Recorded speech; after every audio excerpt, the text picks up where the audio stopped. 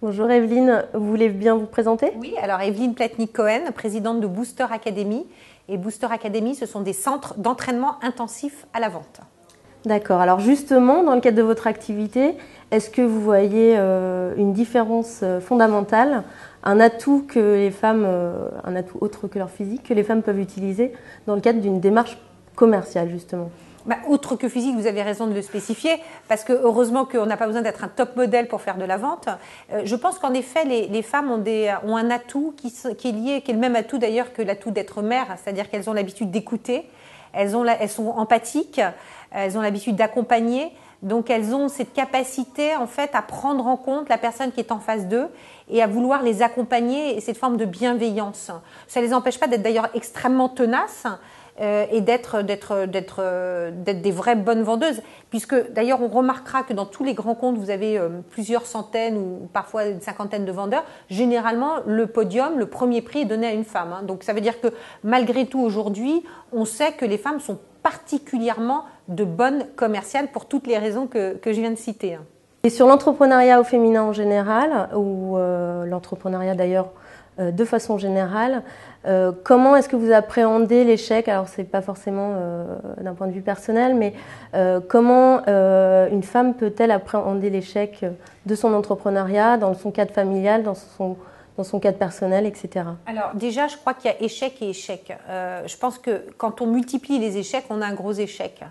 Moi, j'aimerais qu'on ne les multiplie pas. Donc, on va parler du premier échec, qui peut être à un moment donné l'échec d'une affaire.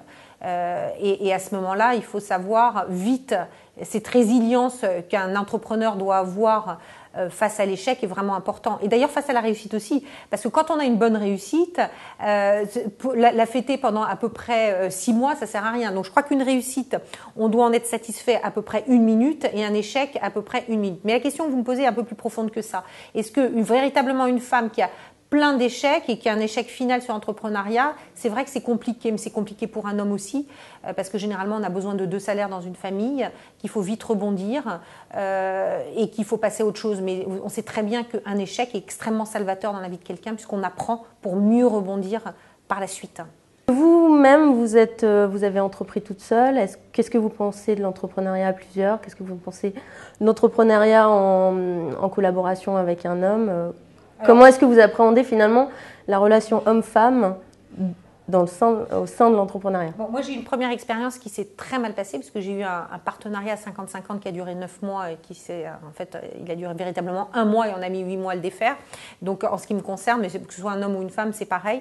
Sur la partie conjoint, personnellement, mon mari a fait également une très belle carrière dans l'immobilier et je ne travaillerai, je pense, jamais avec lui. Je pense qu'il y a des gens qui sont capables de travailler ensemble et on le voit, on voit des couples qui fonctionnent extrêmement bien ensemble et d'ailleurs ils savent ne pas parler business en dehors des heures de travail, et il y a des couples qui ne travailleront jamais ensemble. Je crois que la première chose qu'il faut se dire, c'est qu'il n'y a pas de règles et que parfois on se trompe et c'est pas très grave si on est capable de revenir en arrière.